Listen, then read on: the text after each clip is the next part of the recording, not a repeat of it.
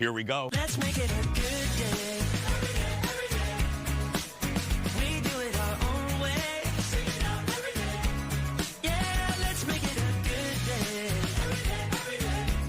Oh, no matter what they say. Oh, yeah, yeah. Now, here's Jason.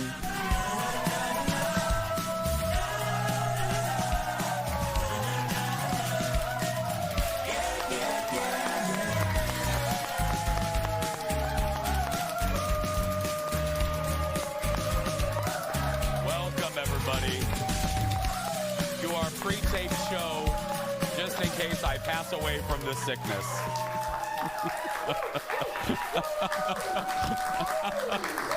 Yeah. Oh, stop it. They're just clapping because I'm still alive. Yay! That's right. Hey, welcome to the show, everybody. First up, forget sappy posts on Facebook or the gram. There's a new way couples are, Fallon and I talked about this yesterday. There's new ways couples are hard launching their relationship, and that is location sharing. Yes. That's right. According to a new poll from the location sharing app Life360, more couples than ever are sharing their locations with each other.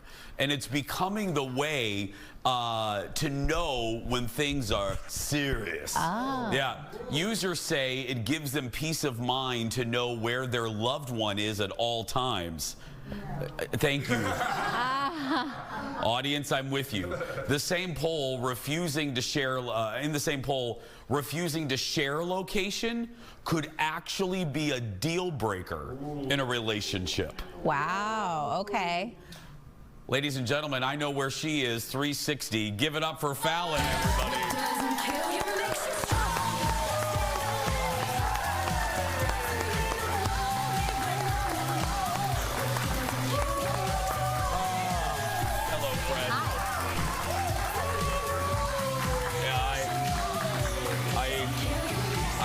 That tracking device. I have that tracking device on you. I was going to say, should we share location? We should share. I have to say, Colin and I have done this for years. Mm-hmm. He knows where I mean, for years we've done it. You guys? Yeah, we don't do the live 360. It's just whatever the actual location is on your phone. That's what we do. So, yeah, and Jake is, now that my schedule has changed, he knows when to, start dinner. He'll see when I'm on the road leaving work, and he'll start dinner, things like that. That's so nice, it's Fallon. helpful, yeah. Can I share my location with Jake so he can start dinner for us too? You could, yes. That's great. Yeah, I don't find it creepy. Now, I do.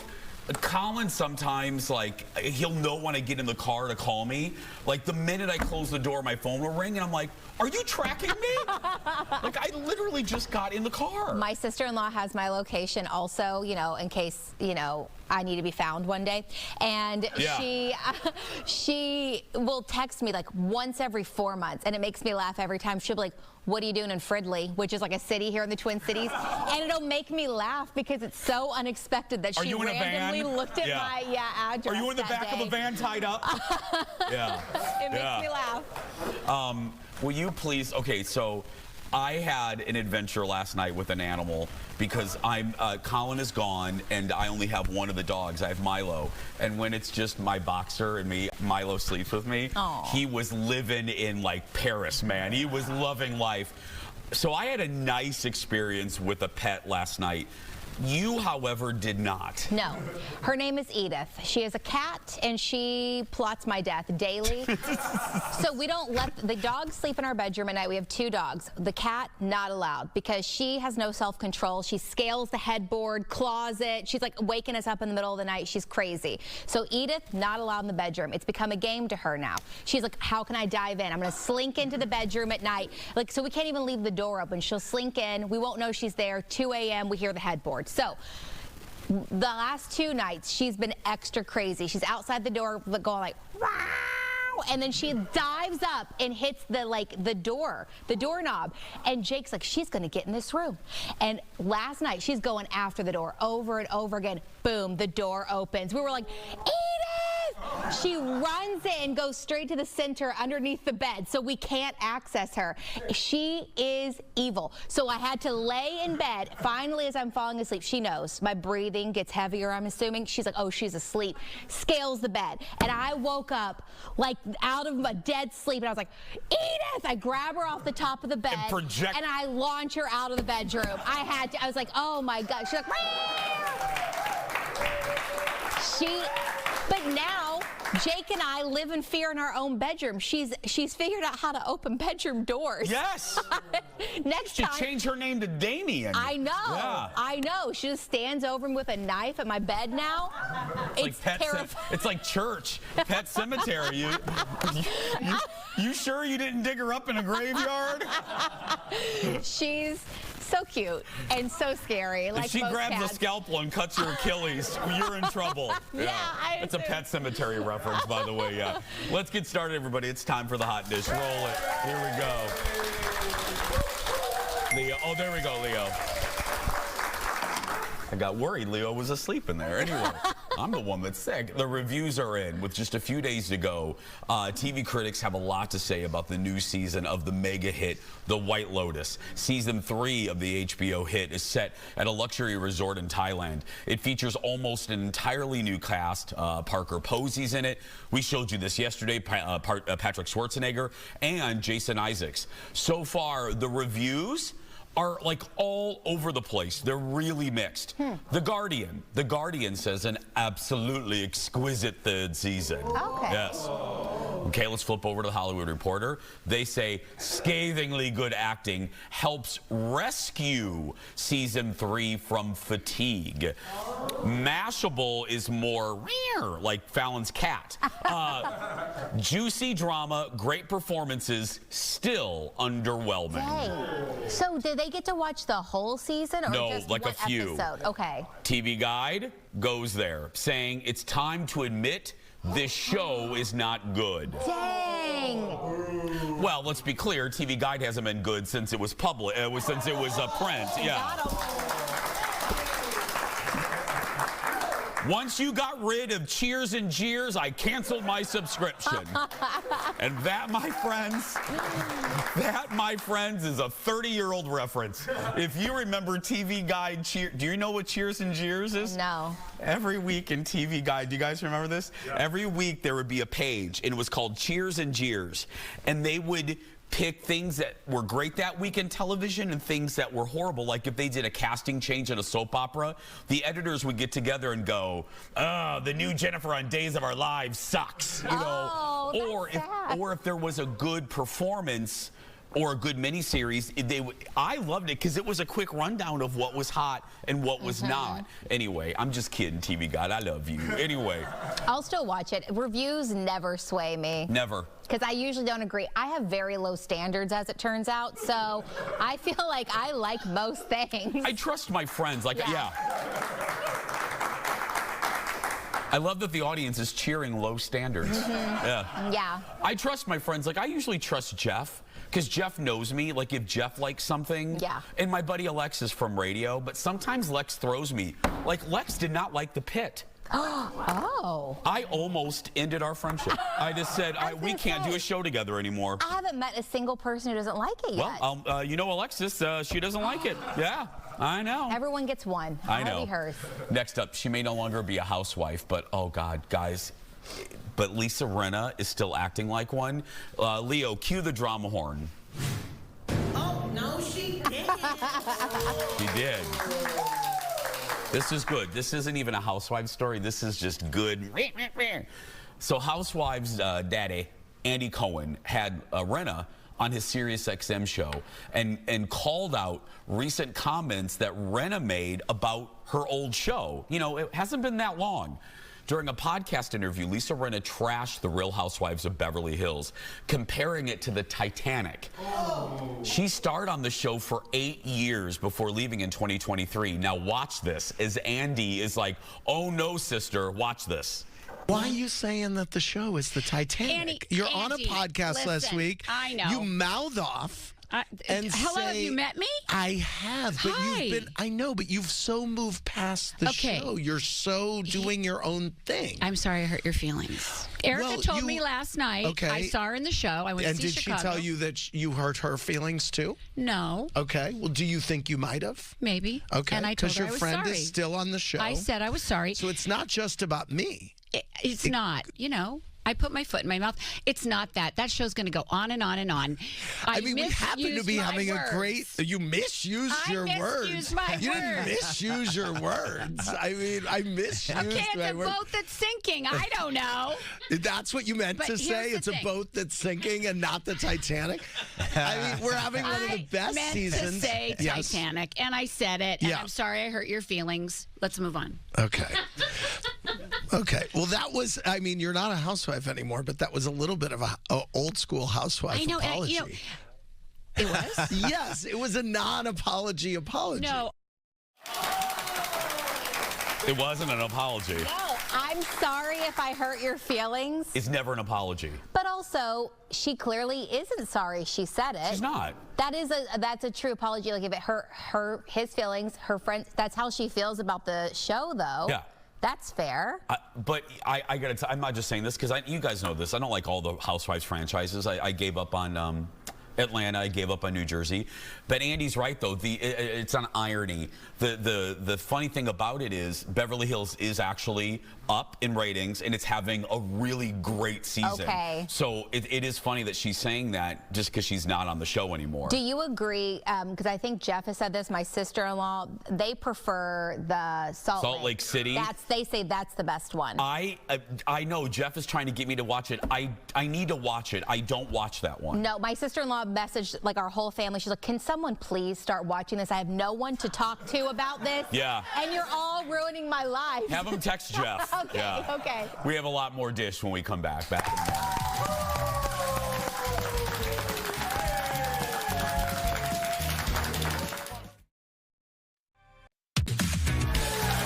Welcome back, everybody.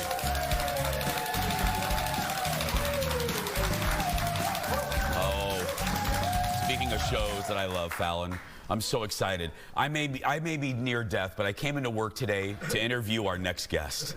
No offense, Fallon, I'm here for you too. But yeah.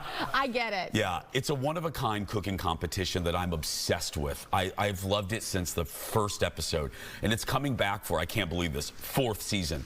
Next Level Chef premieres Thursday on The Fox. Here's a clip from a new episode. You good, buddy? Yes, ma'am.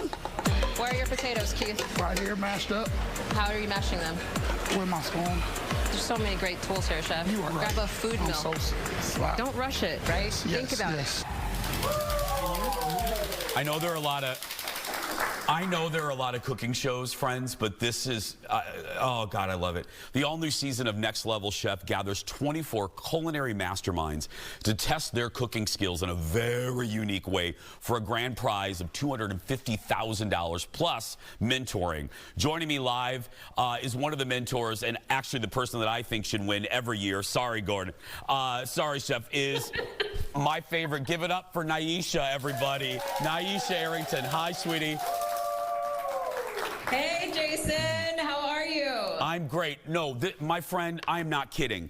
I am not feeling well. I am only here because I knew you were booked today. That's the only reason. Because I love you so much. Gordon, I love you too, but you, oh God, you're so good. Okay, I'm done fawning over you. Okay. Bless. So as I said to the audience, this is the 4th year. Every year you guys kind of spice it up. The format stays the same, but you guys add, a difference here, a difference there. What's new in the recipe this season? Wow, we love a recipe for success. So, Jason, you're not even ready. The mentors, the esteemed judges, are getting in the kitchen and we're throwing on an apron and we're cooking this season. You are? Yes, we're cooking alongside our teams. Okay, so does Mic drop. do you guys, so does it add to the point value or how does that work in? We have to wait and watch.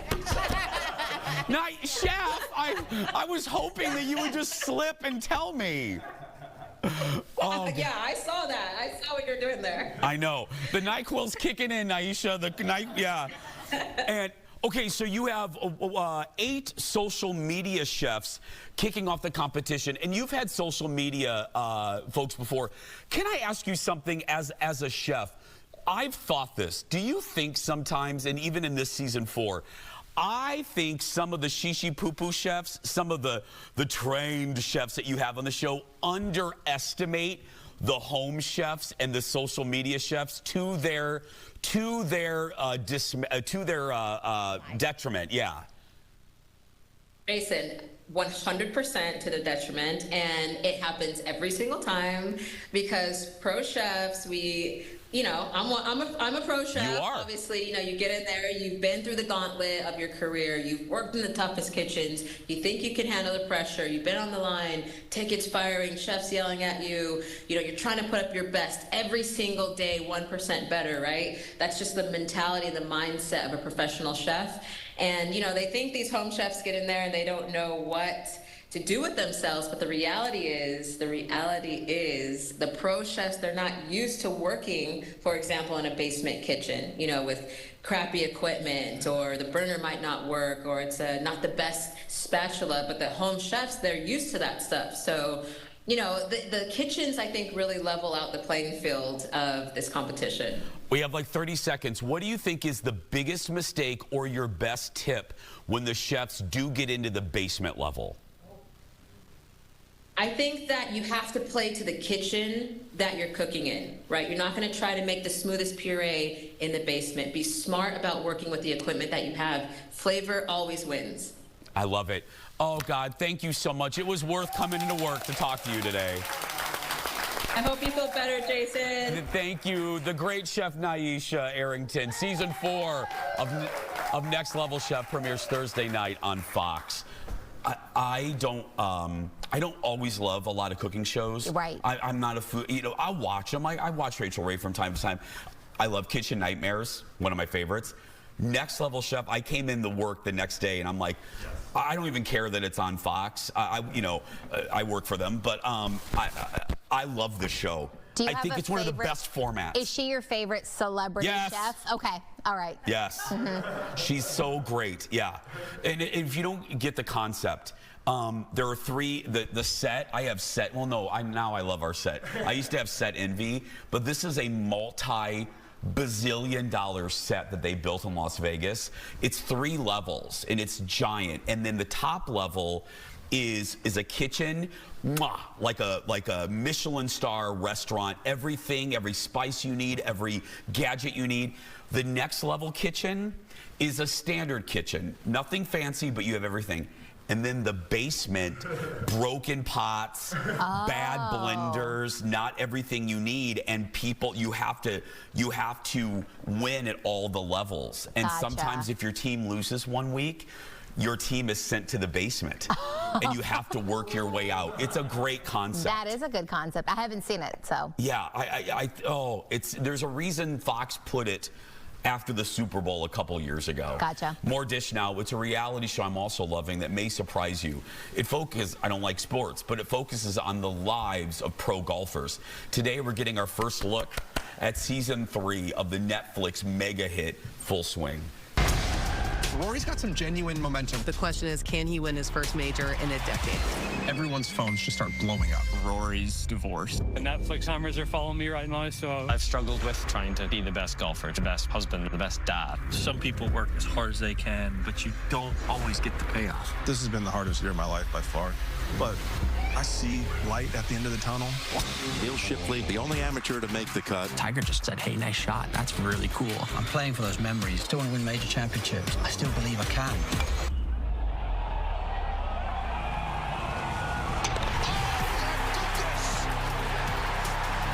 You're not entertained.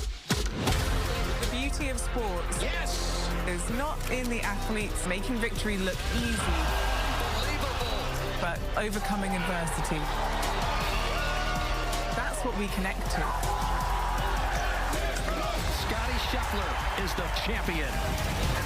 Scotty Scheffler has been arrested. Wait, what's going on here? This can't be real. No chance this is real.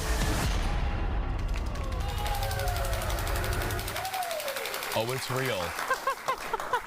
Oh, it's real. As you saw, the new season covers everything from Rory McIlroy's divorce to an arrest involving the world's top golfer, Scottie Scheffler. It starts streaming on February 25th, and I will not be at work that day. I had no idea there was so much drama in the golfing world. I mean, I should have known because of Tiger Woods, but I didn't know. Oh, Fallon, this is another, like, I didn't think I was going to love this. It's so good. And some people have asked, like, why would these athletes open up their lives to Netflix? It is so smart. It is so smart on so many levels. First, it's great for the game of golf, which has seen kind of a dip in recent years. It's great for the players because I can't think of the guy's name. There's a player that's been featured that is kind of a middle rung player. His presence on Netflix catapulted him in followers. I was gonna say, in endorsements. that's why. Oh, it's so smart. Oh, business-wise. Yeah. And also, too, probably some of the bigger ones, it humanizes them, which also is what people want to see, and it makes them more popular. It's not Joel. Okay. I thought it was maybe Joel. No, Jeff watches it too. And it reinforces your fandom of other players like Rory McIlroy. I think it was last season. Yeah. It reinforced what a good guy he is, and I became a bigger fan of Rory. Interesting. Yeah, so but then the villains, woo, it does make you dislike some people. Mm-hmm. Oh, there are villains. Oh, yeah. Is this like the Real Housewives of golfing? Yes. Okay. Yeah, and you meet some of the wives that are like, oh, Lord, I would not want to have a drink with them. Yeah. Up next, only a few weeks to go until Oscar night, and new reports reveal some details, great details about what we can expect from the show. Forget the movies nominated. According to Hollywood insiders, this year's ceremony will open with a medley from Wicked featuring, I hope so. Featuring Ariana Grande and Cynthia Erivo. Now, you can imagine the Academy isn't commenting, the producers aren't saying anything, Conan's not saying anything. Reports say the show wants to highlight the most popular movie of the year right away because most of the nominated films are smaller this year. A lot of them are international, and a big chunk of the viewing audience over there on ABC probably haven't seen them. Wicked, by the way, is up for 10 Academy Awards. Yeah. Well, but I don't understand why they wouldn't be promoting it to get people to watch. I think that's why this news is leaking out. Okay. I think that's why. And I'm old school. Bring back a good Billy Crystal-esque musical number off the top. People love those. You don't even have to like musicals if they're funny. And Conan O'Brien, again, I'll say it, if anybody can pull off a pre-produced or big number, it's Conan. Yeah. Proof? Go to YouTube. Don't do it now. Watch our show. But put Conan O'Brien cold open Tonight Show into YouTube. Watch what Conan and his team did. The premiere episode when he took over the Tonight Show, that cold open, I think, is some of the best late night TV. Go watch it, and he has this. I need to look that up, yeah. Alphaba herself, Cynthia Erivo, was asked about the rumors while at the Super Bowl. She was not having it. Watch what happened with a reporter from Access Hollywood.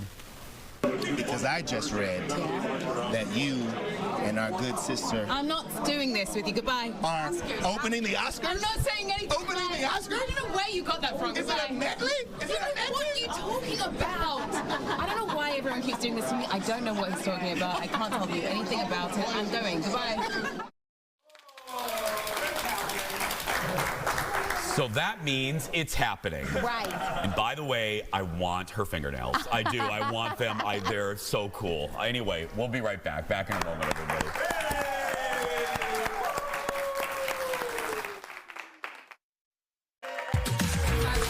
Yeah, no. Look at her. Welcome back, everybody. Well, over the last decade, Galentine's Day has grown in popularity, largely because of the hit show Parks and Rec. It's celebrated, if you don't know, the day before Valentine's Day, and it's a great way to show your female friends some great appreciation. Here, forget Valentine's Day, this is all about Galentine's Day and her gift guide. Give it up for wine diva, Leslee Miller. Hi. Hello, good gal.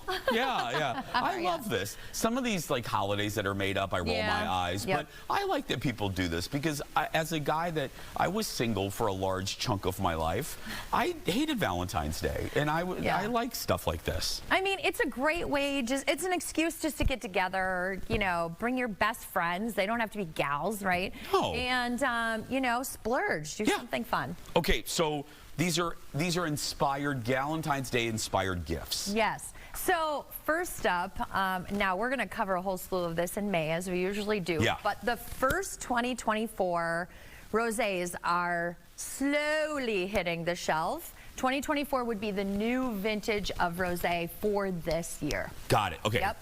I always have Leslie. I love when you explain stuff like that because us non-wine people, we don't get it. Okay, got it. So this is such a beautiful little winery in Santa Barbara.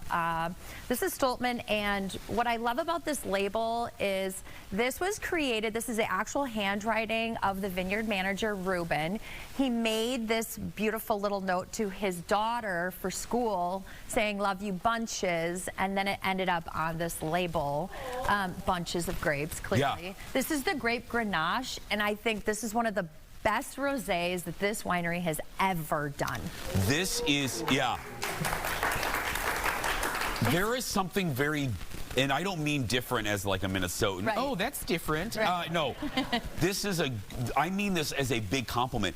There is something different about this that is delightful. It is. It's so juicy. I Maybe think that's what it is. Yeah. It's very supple, juicy. It's made of Grenache. I always say Grenache is strawberry fields forever. It's just so delightful. I mean, you could have this with a whole slew of snacks, but also it doesn't need snacks. No. And it's even better with NyQuil. It is. Yeah. All right. You know, I love a good, female-inspired, distiller, winemaker. This is actually a female company. This is Diega, and this is a Mexican gin. What's so unique about this is that if you are not a gin drinker and you don't like that big juniper-y kind of side, this is so unique. This is actually made with rose petals and lavender. Now, what I've done is it's a beautiful, can I tell you, it's a beautiful bottle. It is so pretty. And the color of that actually comes from the rose petals. It's all natural. And this, I just threw some little rose petals into those cube trays, and so I made that. And then now what I've done here is I've put in a little soda water versus tonic, and it makes such a cute cocktail. Thank you, because I don't like tonic. Yeah, I don't either. You and I are soda people. Yep. Yeah. Oh. Isn't this good? And I know you love a good soda cocktail, but it's not ginny, right? It is not, and I don't, because I feel like I drink Pine Sol when I'm drinking gin, but this is, you could have told me this was vodka and I would have believed you. That's right. And that's a compliment. That's a compliment to the gin. Yep. Oh. Yeah. The daddy like. Petal, lavender. It is such a sexy little cocktail, and so if you like to cocktail instead, you're also supporting a female-owned company. Because could you imagine if because Jake always cooks for Fallon. Like, if Fallon made this for Jake, made a little it's so cute. rose ice cubes and made this for Jake. Fallon, and then Jake came home after a hard day's work, and she's just throwing rose. But this would be, Jake would love it. As you can tell, she's silent back there. She's not saying a damn word. Anyway, I just said it to Fallon. I said, "When's the last time you put rose petals all over something?" And she was like, "Yeah, no, I haven't." She's not. No, that's not her. Okay, now this is a girl dinner, hashtag girl dinner. Everybody loves a good chip and wine pairing, or snacks and wine pairing. This is actually another lady boss to the max. This is my very dear friend, Jules Taylor, out of New Zealand. I spent some time with her last year when we were in New Zealand. And this is such a surprise pairing. I mean, this is, first off, if you are a Sauvignon Blanc drinker, this is to the max. We're obsessed with this wine. But I'm not sure anybody has ever done dill pickle potato chips paired to Sauvignon Blanc. It is a total inside secret. Now everybody knows, right? And drink the wine together with it. There is something so bright and delicious and unique about the pairing. It makes me so happy. Isn't it so fun? That's like a little party. It is a party. It is a party. Isn't it? Did you make that up? Yes. It's real good. Well, I eat a lot of chips. Look, we've done some wacky blank pairings on the show. We have. Then I'm like, girl, Leslie is stretching for TV, but just to make it entertaining. This is legit. Yeah. Fun. That's real. What is it? What's up with the dill and the grape? Is that what it is? It's acidic in the grape, and then the dill is obviously sour.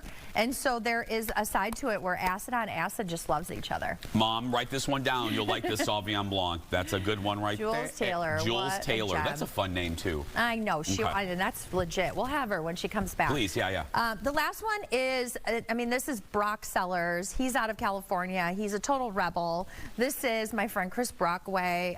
He's in Berkeley, and he does this Brock Love. It's such a great little red. It's very easy, very chill. It's made with Carignan, so it has a little bit of spice, kind of some like cherry rhubarb notes to it too. Again, doesn't really need snacks, but you can make cheese and charcuterie and have yourself a great Galentine. Leo, can we take that shot again? Look at that label, because I love a good label. Right. I think it matters. I think the consumer, that's a great label. What is that?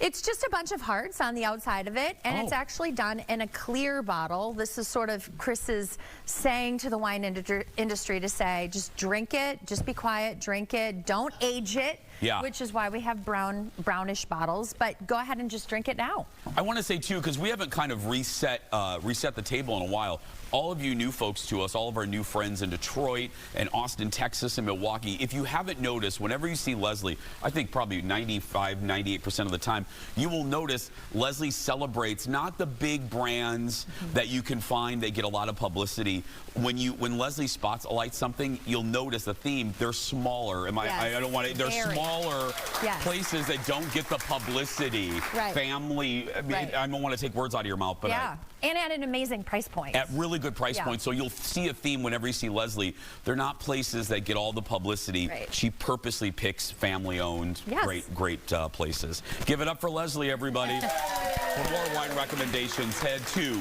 sipbetter.com. And when you come visit us for the Jason Show in the Twin Cities, stop by Leslie's shop in the North Loop. Sip Better. We'll be right back. Back in a moment.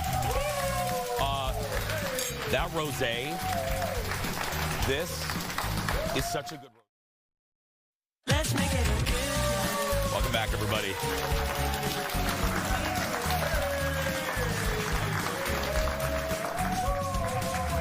Welcome back, friends. Call this power of paint. Fallon recently made, we were just talking about this, a small change. It's small, yeah. In your house, but it made a big impact. She shared, look at this, the transformation on her Instagram page. By the way, follow Fallon on Air. So what did you do? Okay, so it's the lighting is bizarre in this room, so it's kind of hard to tell. But I have a kitchen nook like a lot of people, and it had that. It's a lovely built-in bench where it's kind of, an outdated wood color, and slowly but surely I've gone through my house and painted or changed the wood. So the bench went from a kind of a outdated wood color to I did like this eggplant kind of color. I had personally painted the windows black, and they were hideous. So I had those painted white, and then I added in some like actual custom blinds, and then I had a custom seat bench like cushion made to kind of bring it, I don't know, more modernize it, I think would be the word I would use. Because I moved into my house, I love it. Everything is very 90s.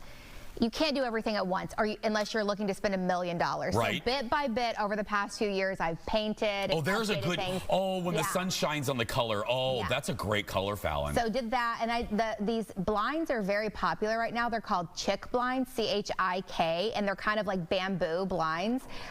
So this is like not a plug. I paid for it. There's this thing called The Expert. TheExpert.com. TheExpert.com. You go online, and all of these very famous interior designers, like very famous, they do all celebrity homes. You can book like a 1-hour session with them. It's not cheap, but it's a lot cheaper than hiring an interior designer to do like your house for hours and hours. So you pay like a 1-hour fee, you send them photos in advance, and you're like, this is what I'm looking for. Like, I want to change this. How do I fix this? And so I met with a woman for 1 hour, and she was like, this paint color, this bench cushion, like material, these shades, and then they send a recap at the end of your session, and they list out all the things they told you with links. And so you can choose if you do it or not, because I'll be honest, a lot of those interior designers have a fancier budget than you do. Yeah. And taste. So they were like, she had recommended some chairs that were very expensive. I kept my Facebook Marketplace chairs. Yeah. You know, but the paint, that was like a color she suggested. And I'm a very visual person, so it's hard for me to put together what I want. Me too. And she did that for me. So it could be like any designer you like, pretty much. And I thought it was a really cool experience. TheExpert.com. I believe so. That is great. Because, you know, I'm getting ready to... Colin and I are getting ready to move into a house with, we have rooms to do that too, and that's a great tip. Every designer is different, and I'll give you an idea. So like mine was $500 for the 1 hour. So, but if you hired someone to do hours of work, it would be very expensive. But some of the higher end designers could be like $1,000 or more probably. So it's kind of like what you, but if it's hard for you to put stuff together, I think it's very helpful. I love that. You can follow Fallon on Instagram, TikTok, you're on MySpace? Obviously, yes. Yeah, Fallon on air. We'll be right back. Back in a moment, everybody. That's great. I never heard of that. Yeah, so there are like these interior... Welcome back, everybody. We're so glad you're here this morning, this afternoon, whenever you're watching. Again, hello to our new stations, Milwaukee, Detroit, and hello to Austin, Texas. That's right. Hope you saved some room because we're serving up some hot dish leftovers. There we go. Good, I'm hungry. Are you hungry? I am too. There's our creepy animation. Okay. Hairy arms. There he is, yeah. There's the hairy arms. We're never getting rid of that thing. Anyway. First up in our leftovers, superheroes are back at the box office. Are you ready, Fallon? Coming up this weekend with the opening of Captain America: Brave New World. Anthony Mackie takes over the shield from Chris Evans. The first reviews are in, just like we did with White Lotus. And, stop me if you've heard me say this before, they're all over the place. Some critics say it's a perfect action movie with great stunts and performances by Anthony and Harrison Ford. Others say the plot is overly complicated and doesn't really draw you in. Obviously, you will judge for yourself because it's going to make $1 bazillion and it opens on Friday. I mean, yeah, I don't care a lot about it, but I did see him say this morning that Kendrick Lamar did the opening song for it, so he's top of mind right now from the halftime show. And anything Harrison's in? I do love Harrison I'm Ford. down.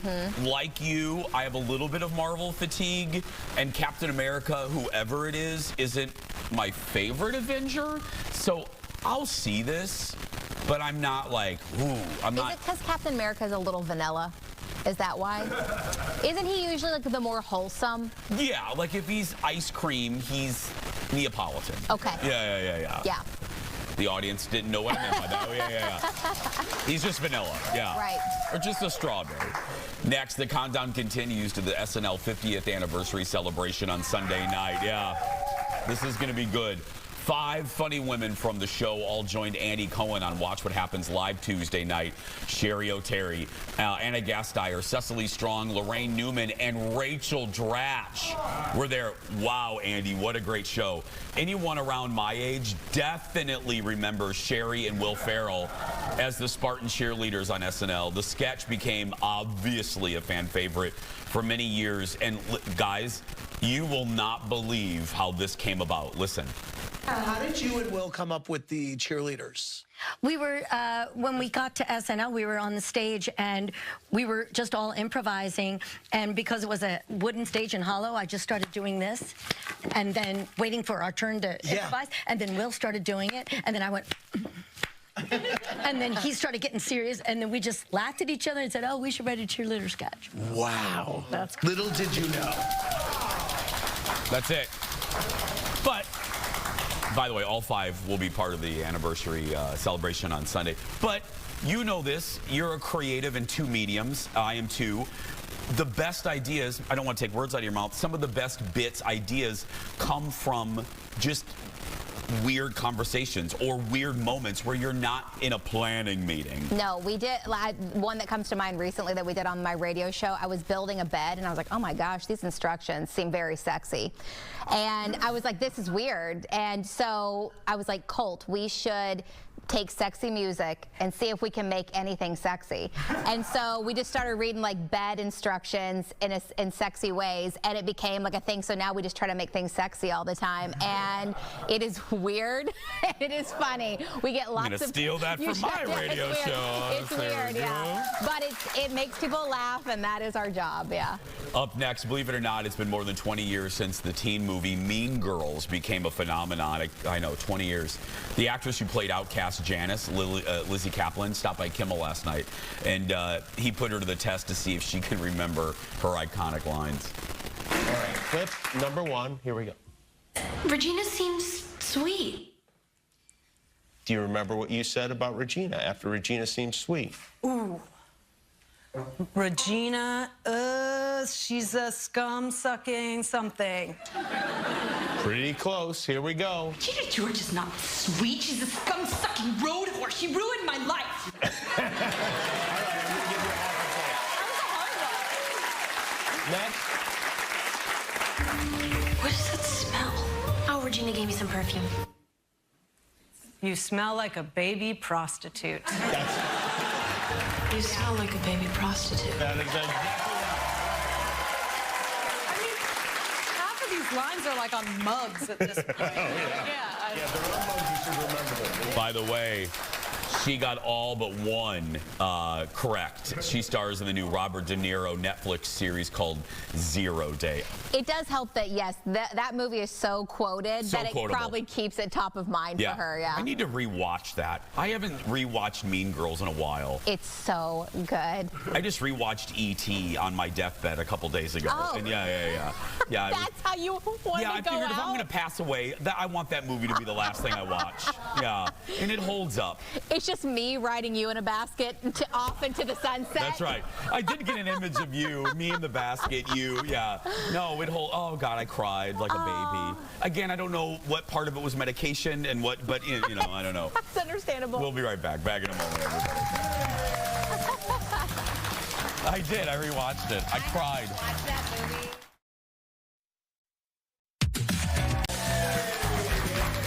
I was also DMing with a friend Jordan, both sick, both watching the same movie, didn't know it at the same time. Yeah. We love that our show now airs in more than a dozen cities across the country. Here they are, the Twin Cities, Duluth, Rochester here in Minnesota, Milwaukee, La Crosse, and Eau Claire in Wisconsin, Cedar Rapids and Sioux City in Iowa, Sioux Falls, South Dakota. Hello, Sioux Falls. My husband's there right now. Say hi to him if you see him down the street. Yeah. Hi, Colin. Chicago and Quincy in Illinois. And Detroit. Seattle, my second home of Orlando, and our newest city, hello, Austin, Texas. Be sure to let your friends in these cities know when and where they can watch. We'll be right back. Stay with us, everybody. Yeah. Jordan was watching a movie. Welcome back, everybody.